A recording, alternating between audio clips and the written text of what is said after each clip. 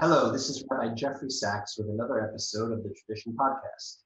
Visit us on traditiononline.org or find us on Facebook to keep updated on our Journal of Orthodox Jewish Thought. In Tradition's recent summer issue, we deviated a little from our normal habit and published a review of a work of fiction, a new Hebrew novel, Nehemiah, by Yakov Z. Meir. Meir is a writer in the Israeli popular press, an academic, and a novelist. In his academic work, he focuses on the printing of the Talmud, the history of Hebrew books, or as he calls himself, a historian of the book as a physical and cultural object in Jewish life. The release last fall of Nehemiah caught the Israeli literary world by surprise. The novel focuses on Nehemiah Cohen, a historical figure, a 17th century Polish rabbi and kabbalist, who traveled from Poland to Turkey to meet the false messiah, Sabbatai Tzvi, the great pretender.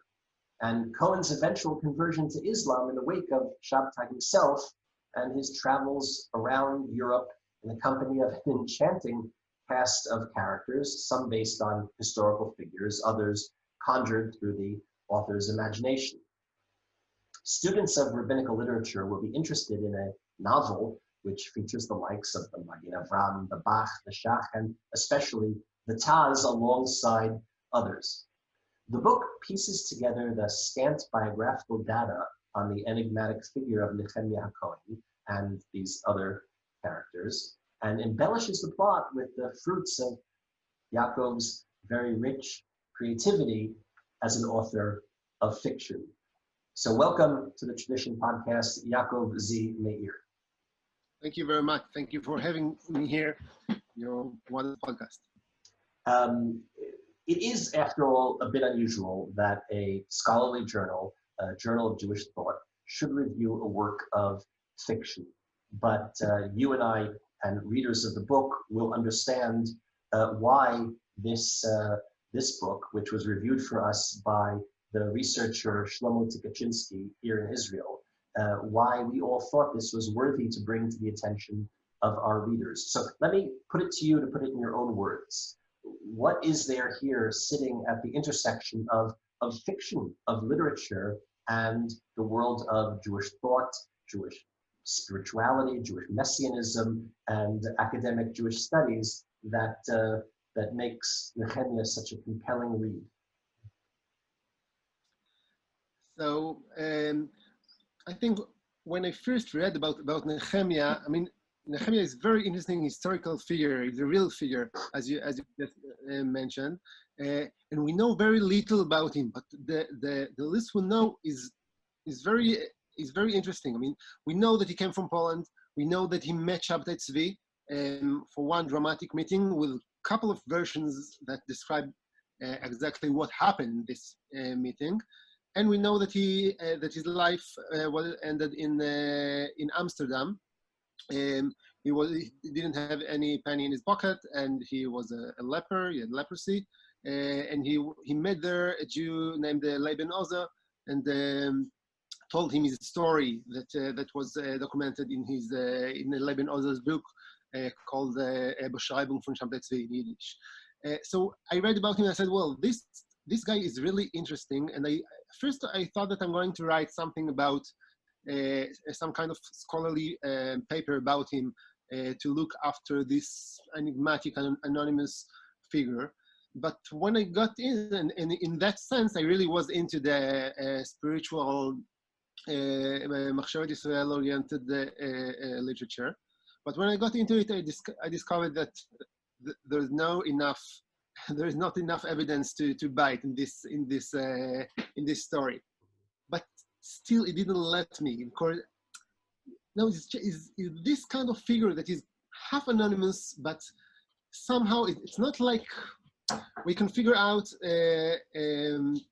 We can think about literary heroes that are really neglected and doesn't see themselves as any center of any political event or any society, such as Zorba the Greek or something, that even in the end of his book, he still not in the center of anything. He doesn't know that he's the hero of a book and of a film that today in 2020 someone will speak about him in a podcast. But Nehemiah was in the center of some political controversy. He came from nothing, and then he got into this center. He was waved into the center of this huge political drama, and then he was like vomited out of it to the end of the world, to out of the Jewish community, out of anything. And I said, well, this story is something that's worth telling. Well, in other words, in Gershom Shalom's monumental work on Sabbatai Tzvi, the work that really has remained the definitive statement on Sabbatai Tzvi and Sabbatianism, even though so much research has been done in the 60 years plus that Shalom established that kind of field of Sabbatianism as an area of academic study. Shalom's book is quite literally 1,000 pages long. No footnote went unfootnoted. But a scant less than 10 pages of that 1,000-page volume contain information about Nehemiah Cohen. And even though some other works have been done in the subsequent decades that slightly supplement our knowledge of him, he really is, as you say, a figure on the sidelines. So as an author, switching your cap from researcher, from academic to author, this is not, after all, your first work of fiction. How did you make that switch? Others might say, well, gee, Sabbatai Tzvi is really one of the most colorful characters in all of Jewish history. If I want to write a work of fiction, there's a deep well to draw on to put Sabbatai at the center of a novel. Why, Dafka, do you look at the periphery and rescue this otherwise largely overlooked, forgotten character about whom we have very little historical data? Why was that the kind of artistic impulse for you? Thank you. This is a very, very wise question. And I think Sabbatai Tzvi would be an obvious hero for a novel. And in a certain ways, Gershom Shalom already wrote this novel, because he's so dramatic. All history is centered, all the 17th century is centered into this persona, into the question whether he will redeem the Jews or not. But in a way, I mean, I think I'll start from another place. When I went on to writing the actual scene where Nehemiah meets Sabbatai Tzvi, I think I wrote it 10 or so versions of it, and it wasn't that. I mean, I couldn't. It was too dramatic. Sabbatai Tzvi is a rock star. It's huge. It's something that can't be described in any literary. It's something for HBO production, not for a literary composition. I mean, I guess someone that would be more talented than me. It's an interesting question. Who HBO is going to cast in the role of Sabbatai Tzvi in the miniseries? Mick Jagger, rock star. Yeah, maybe. Yeah, I'm not sure. Michael Douglas, maybe. Oh. So, in this place, a friend that read the current version said, "Well, why don't you just take it off and see what happens?" And I took this scene off, and it made wonders. It was wonderful. And if someone will read the novel now, we can see the solution that I found for representing Sabbatai Tzvi in real time in the novel. But I think Sabbatai Tzvi is too big for such a novel. We don't know. I mean, there are a lot of discussions from the psychological point of view, from the historical point of view, from the political point of view, of what really made him act and how he did become what he became. But I think it's much what the drama that interested me is the drama of someone that came from nothing, got into. He felt that there is something over there in Turkey. Came from Poland all the way to Turkey to. He wanted to go to the jugular of messianism of Jewish history. He wanted to touch it because there is he felt that there is some kind of quality in it that belongs to eternity, is not something that belongs to daily life. And it failed. I mean, this failure, I think, is fascinating. The failure of what happened when someone really wants something, but he can't reach it, and he gets and that something is the encounter with someone who, at least in the novel, he thinks or suspects or hopes to be the Messiah. That's right. So, but I think, I mean, the desires of Nehemiah are, I think we can split them to two different realms. One is the messianic one. In the beginning, he has doubts about the Messiah, if he's the real Messiah or not really the Messiah, but something is taking him, washing him to Turkey, to the Messiah. And the other center for his desire, the other objects he desires is books, Jewish books, Hebrew books, manuscripts, writings of the great sages of the 17th century and of previous centuries.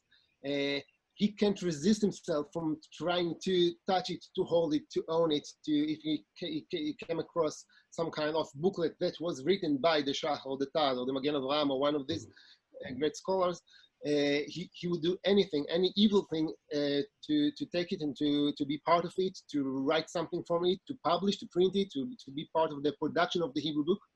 And I think the world of the Hebrew book and the world of Sabbatinian Messianism, they have some kind of similar effect in his inner psychology. I mean, some kind of a trial to touch something that is beyond the mere reality, the daily life. He really wanted, and he will always fail. He won't succeed because we can't really go below this reality. I mentioned earlier that your field of scholarly research is the Hebrew book, is Hebrew publishing, Hebrew printing, books as objects of cultural transmission, of scholarly transmission.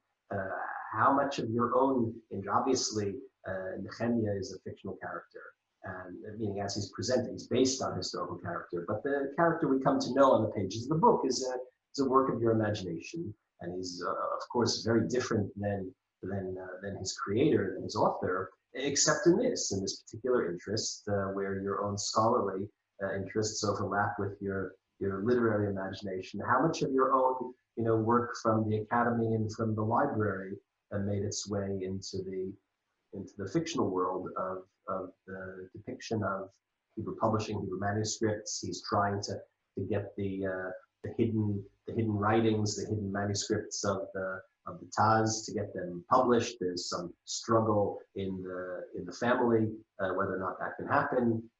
How much are you drawing on different aspects, different compartments of your life and intellectual diet? So I have to say, first of all, my academic field, I know it sounds very close when you look from the outside, but from within it makes a huge difference. I'm dealing with the beginning of the 16th century, but I wrote my novel about 17th century. It's totally different. Yeah, I know.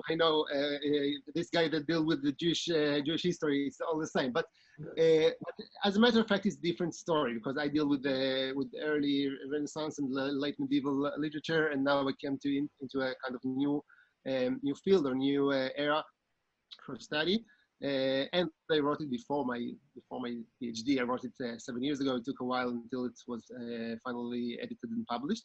But I think, in a way, yeah. I mean, I have a kind of fetish to books, and I'm sure you have to stand in someone's shoes in order to you can tell the story properly.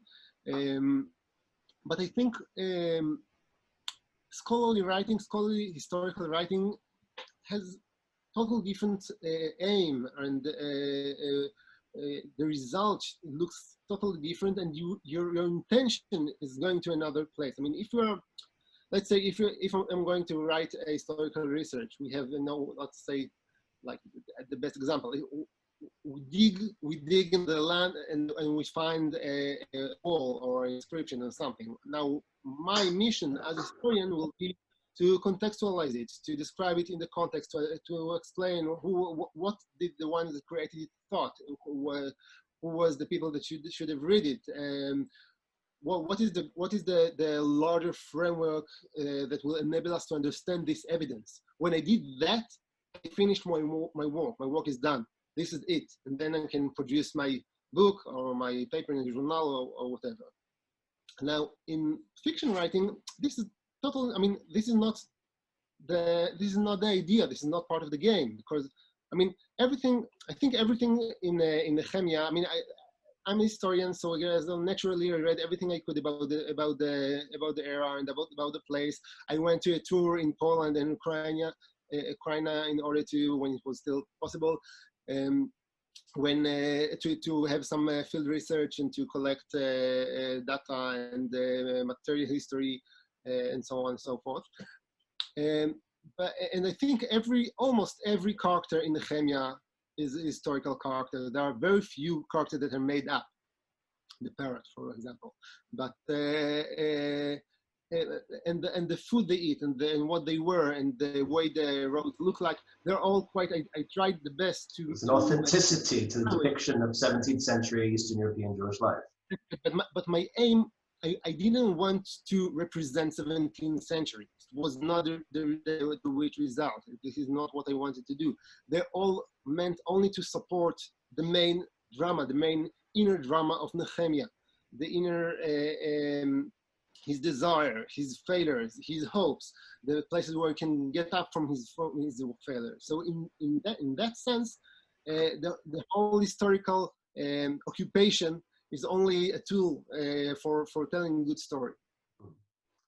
Our reviewer, Shlomo Tikachinsky, writes that after the waning of the great ideals of the 19th and 20th centuries, and after the success of Zionism, it is felt that the time has come to place the individual at the center, instead of, let's say, the great national movements.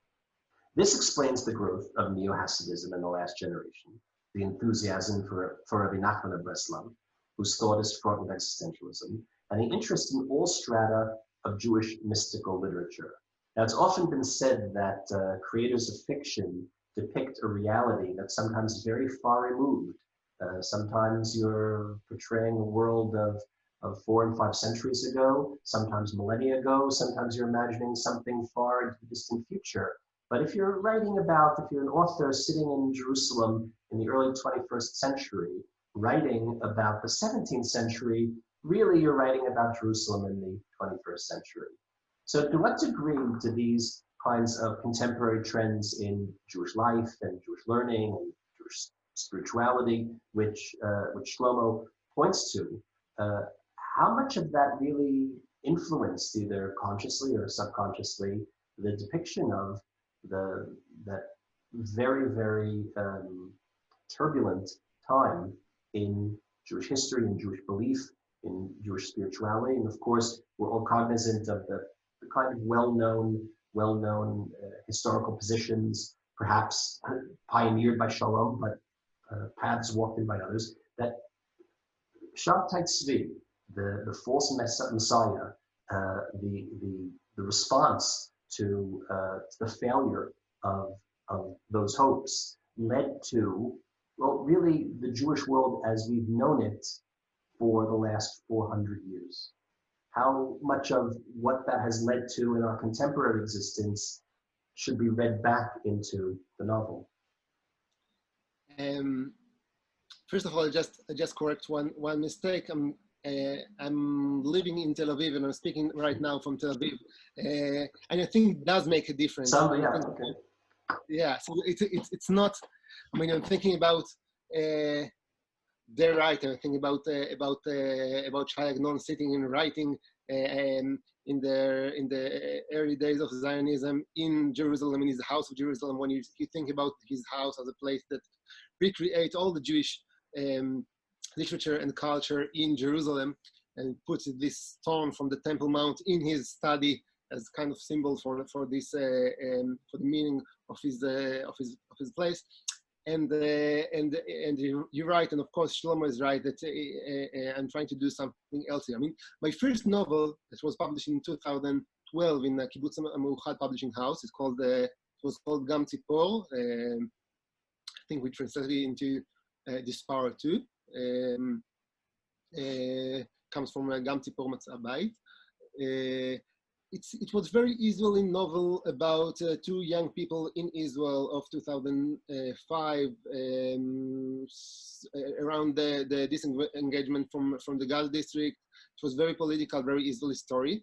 And I think one of the thoughts that I had after that is I wondered whether I will succeed to write something that is very much not Israeli literature, since I know Israeli literature has its, of course, its limit. Every literature has its limit, but it's convention. It's usually a story about a young fellow that is going into some kind of journey for self-recognition, find his identity, find his sexuality, find his ancestors from Morocco, from Poland, finding some kind of old secret in the garage, opening a box and suddenly finds a diary from the Holocaust or something like that. And I will try to do something else. And I think that Zionism, one of the things that Zionism made us, and I'm looking at Zionism not in a judgmental way, just as something that happened to the Jewish world. It's made us think about ourselves as a very limited, modern individuals. And it, of course, needless to say, that he deleted the whole chapters from Jewish history, and I think going back to this messianic explosion and trying to understand what it made, not to Sabbatai Tzvi himself or to his believers, but to the simple ordinary man in Poland around, how it affect, what in this hope and what kind of crooked hope could be created after the disappointment from it. I think it's something that really, I don't know if it resembles, but can clarify some kind of overtone that we still experience today. Interesting. I asked you a moment ago about kind of switching gears from your academic persona to your identity as a creator of fiction. But you also, of course, are someone who spent many years in yeshivot. The engagement with Jewish texts is not something you come to as an outsider, but very much is part of your life, your own religious and spiritual identity. What does it mean for you to depict figures like the Magen Avraham, the Shach, the Taz, as literary characters? These are not people on the periphery of the work. These are not. It's not merely that we're talking about the publication of Chidushei Torah by the Taz, but the Taz himself appears. We see him in his relationship with his family, with his wife, with his son. We see him interacting with Nehemiah. What does it mean to do that? To approach these kinds of giants of the religious tradition and to portray them as three-dimensional characters. This is not hagiography. This is not the art scroll biography. This is a work of real contemporary fiction with all of the kind of imaginative power that requires. Well, I told you in the beginning that I have found very my evidences were very, very few. And so what happens when you're really eager to tell a story, but you don't have anything to any bits, anything to bite? So I tried, when I couldn't find any evidence, I started to invent ones. And when I started to invent them, I did what I do best. I tried to investigate my invention and to make some kind of research. I mean, if Nehemiah was born, well, I know that he was born in Poland. Well, let's say he was born here and he came to, let's say for the example, to Lvov in these years. Who can he meet? What happened there? How does the street look like? Who were the people that were living there? And very fast he became an acquaintance with the great sages, as you said, of the 17th century Lvov. And this was an era of literary formulation of the the Nosei Kelim, of the Shulchan Aruch, the people that wrote the great commentaries that still shape Jewish halacha until today. And I found them the most fascinating figures. I mean, they are not mere rabbinical figures. It's not like the chief rabbi of Israel. I have nothing against him, of course, but it's not this kind of political figures. They were huge scholars, and yet had lived in very small, tight, prestigious society, learned society. They fought each other all the time on a personal basis and on a literary basis. And I tried to portray them as kind of not only as characters but also as writers. I mean, this is our literature, and the Taz has their proportions of one kind, and I think the one that received the most intention is the Magen Avraham, Rabbi Abba from Kalish. I try to describe him as kind of part Hasidic tzaddik and part Zen teacher, someone that people are coming to him for his wisdom and for his, it's not leadership, as kind of, he's a writer. He's creating literary compositions in order that they will survive, in order that this will be what Jewish writing is all about. And I think I use them as more as examples for Jewish writers, or Jewish examples for what a writer can be and should be. How do you write in such a net of publications and of letters and of print industry that is still surviving, trying to create itself from the disasters of the Tahtat pogrom of 1648-49 and so on. So yes, I think I found them interesting because I mean, we don't have Dostoevsky and we don't have Pushkin, but we have them, and they're something. You referenced Agnon earlier. There's this trend in Israeli literary criticism, a deplorable trend to my mind, where any author who publishes a book that's depicted in the world of Torah life and learning, or any author, and for many decades this was largely not done in Hebrew literature in the early years of the state, any author who depicts Jewish life in Eastern Europe of old, or any author who peppers his prose with Talmudic turns of phrase, is automatically compared to Agnon. Sometimes this is not done to praise the author, to compare him to Israel's Hebrew language's only Nobel laureate. Sometimes it's a way of saying, look who thinks they're the new Agnon. Or sometimes it's a way of saying, Agnon was Agnon, of course he was a great, but today we need a different kind of literature. To my mind, this is a mistake. This is a mistake on the part of the critics who don't really understand what Agnon was doing, nor do they understand what perhaps the contemporary author is trying to depict. This is a critique that was made about so many authors. Often the people that come out of the religious camp that are trying to contribute to Israeli culture, be it in prose, in poetry, music, film, television. We've seen such an explosion. That would be a very interesting conversation for a different time. But in fact, you're not, as some critic I think mistakenly observed, you are not trying to write agnonically. You're trying to depict a world where the Shach V'Taria, the Havayot Abaya V'Rava, the meat and potatoes, the lechem ubasar of Talmudic discourse, of the kind of hothouse principally around the Shulchan Aruch, the figures that kind of elevated the Shulchan Aruch from an important halachic code to the definitive guide to how Judaism should be lived practically. That happened in the 17th century. that's what you're depicting.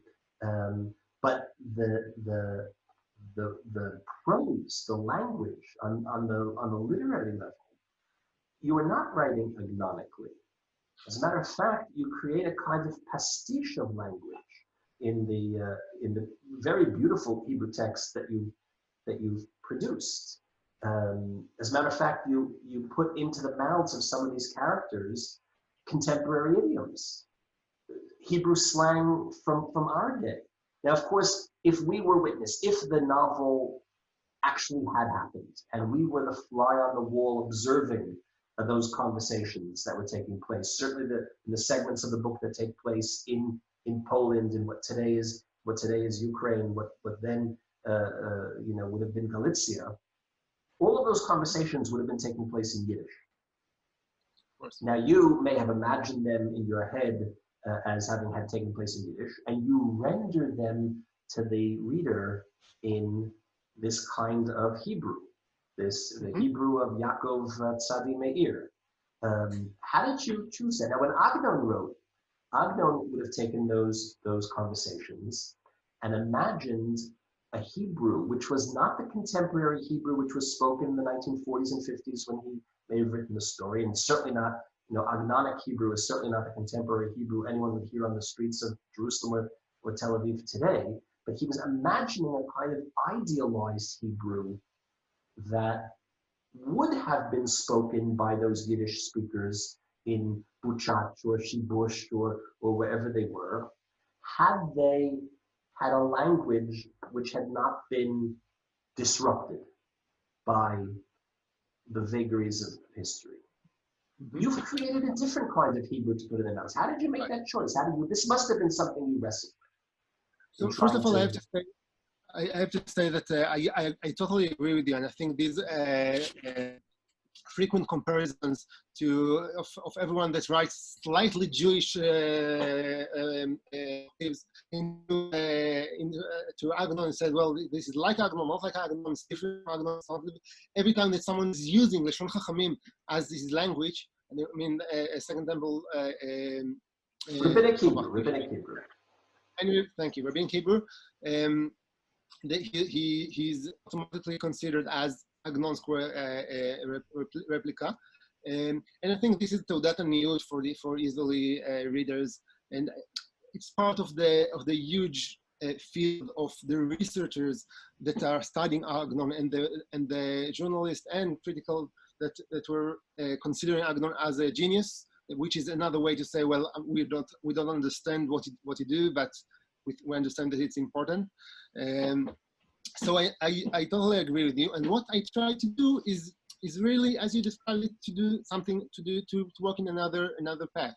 I mean, the beginning of the book, the prologue of the book is written in more like Lashon Chachamim, more Rabbinic Hebrew, and try to imitate kind of Hasidic legends. Part of it is really copied from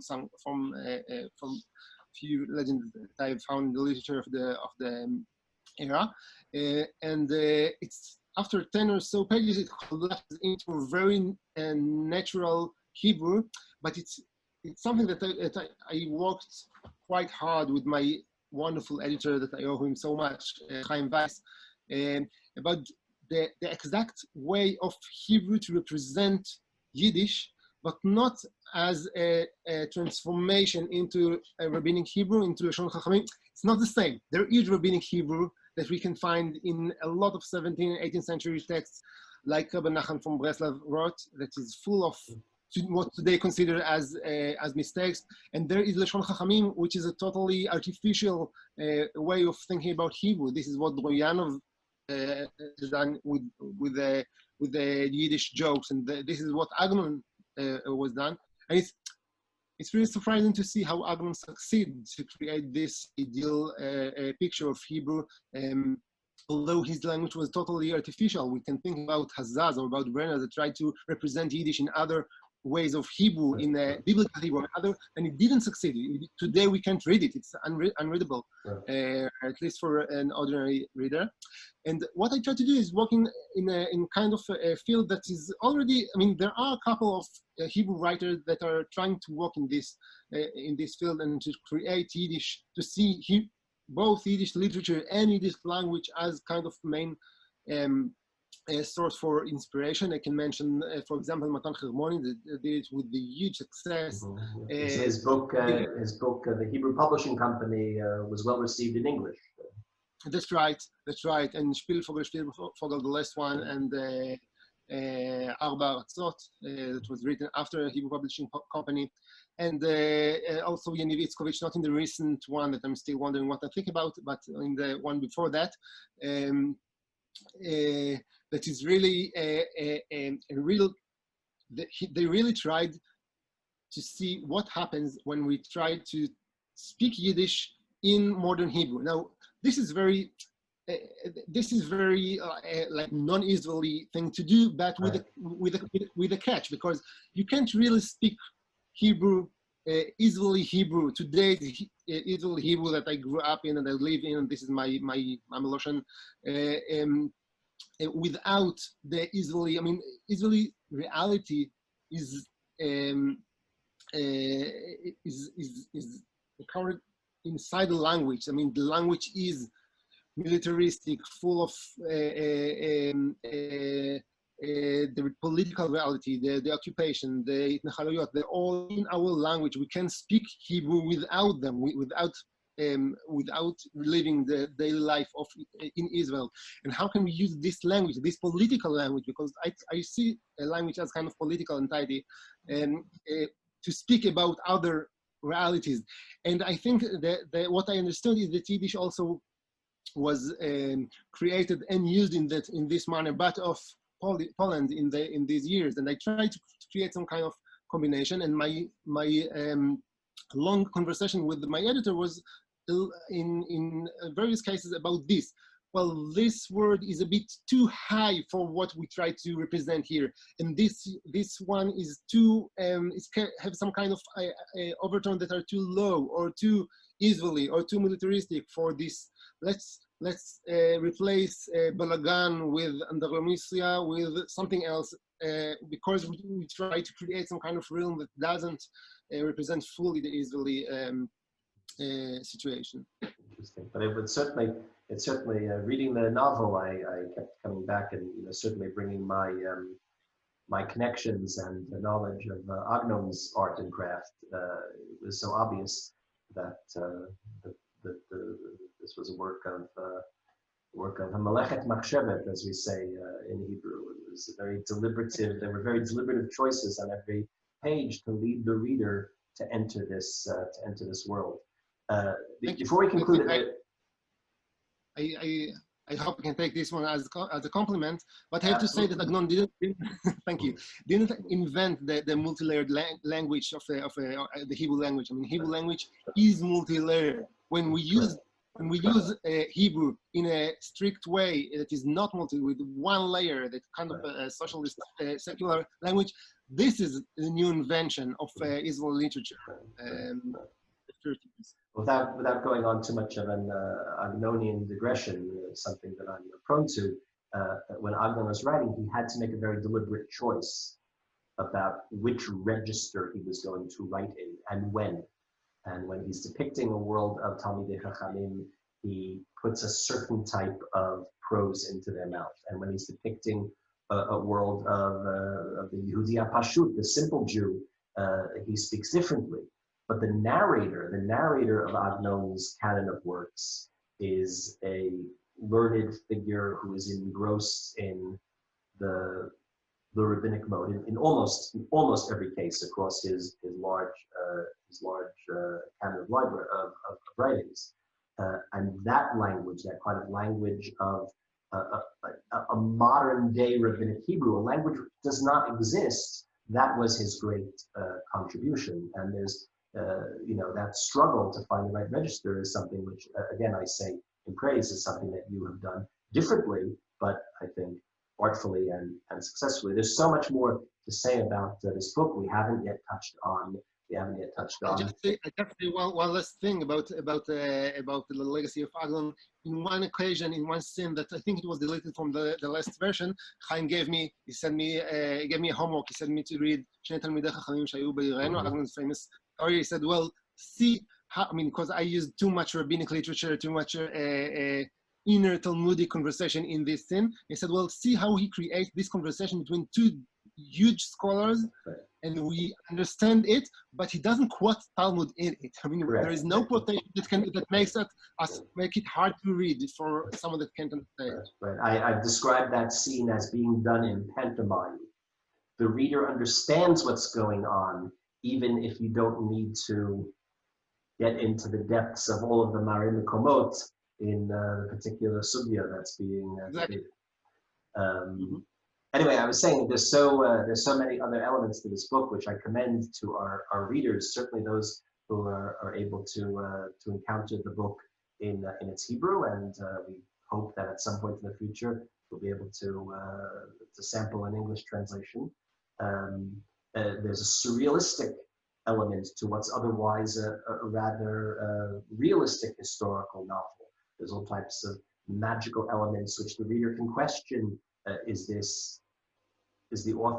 narrator telling us this is what really happened, or is this what the characters believed to have happened? There are animals that play major roles, a parrot named the Rabbi, and of course a kind of a bear man, he's featured on the cover of the work, a man in bear guise, or a bear who somehow has been anthropomorphized. It's a little bit left up to our imagination, and that kind of magical realism jives very well in a work which is dealing in Jewish mysticism, and a world where these were practical kabbalists, and these are all elements that I will leave to the reader to discover for themselves. I'll just maybe end with one last question, since we did spend a bit of time discussing the different intersections in your own life and how they played out in the work. But as students of Jewish studies, as a journal of Jewish thought that has kind of deviated from its custom and reviewed a work of fiction, how do we, either as denizens of the Beit Midrash or as students of Jewish thought, how do we benefit from reading a work of historical fiction? What does reading a book like Nehemiah, aside from the aesthetic pleasure, the joy of literature that we could get from any book, but what does reading a book like this contribute to our understanding of the worlds depicted, whether we're coming to it from the university library or from the Beit Midrash?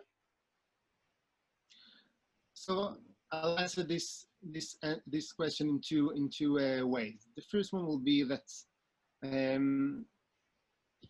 I learned from my teachers of Talmud that you have to when you say something from great sage, you have to imagine him. You have to lirot surat hatana, as they state it in the Talmud, and you have to understand who it was. Now, I don't say that, well, read Nehemiah and you see who they were.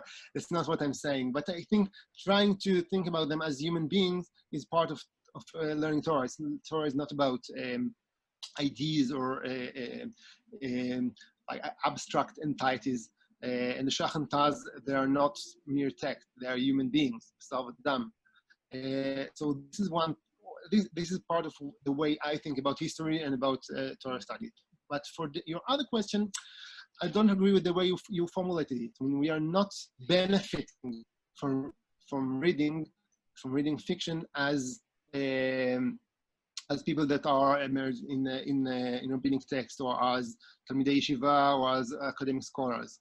We are benefiting from literature as human beings. I mean, human beings need story in order to make life significant, and good story, good novel is a novel that makes my heart break, and if it doesn't break, I didn't read anything.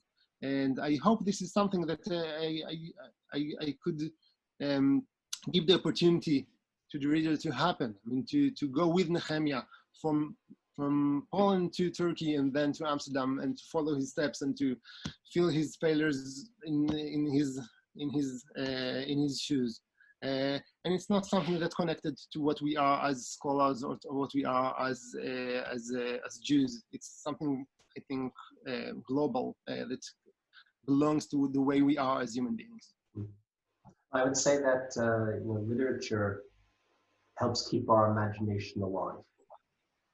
And imagination is something that's central both to the human condition, but is very much needed in the Jewish world, in the spiritual world, in the world of thought, in the world of service of God. Im tirtzu ein zu agadah is Herzl's famous line. And we spoke earlier about the bookends from Sabbatai Tzvi to Zionism. Im tirtzu ein zu agadah is a statement about imagination. And couldn't be more. But I have another thing. I want to add another thing. I mean, if someone will write literature in order to produce some kind of a better understanding of rabbinic figures, in order that we will study Shulchan Aruch better, no. This is something that's not liable to produce great literature. And you will interview me, Evidancer. I mean, it's not something that was fiction. Fiction worth only for fiction. It's not something that goes. Absolutely no. And Herzl's works of fiction, although they may have had some very significant impact as works of fiction, as works of literature, are not considered. The Nobel Committee never considered them carefully. Yakov Meir, author of Nehemiah and other works of literature and Jewish scholarship and popular commentary, thank you for your time. We look forward to reading more of your work in the future in Hebrew, and we hope that some of it will be translated into English to bring it to the attention of a wider audience. Our review of Nehemiah can be found on the website of traditiononline.org and is available, of course, in our summer 2020 issue, and we commend that to your attention in the meantime. We want to remind our listeners it's time to resubscribe, or maybe to subscribe for the first time, so that you miss nothing in our quarterly print journal. In our upcoming fall issue, we'll be bringing you a very rich and expansive symposium on the topic of the challenges of studying and teaching Jewish thought. So look for that in your mailboxes in the coming weeks. In the meantime, Yakov, thank you very much, and keep up the work. Thank you so much. Thank you so much for the interesting conversation. Thank you for having me in your podcast. Thank you. See you.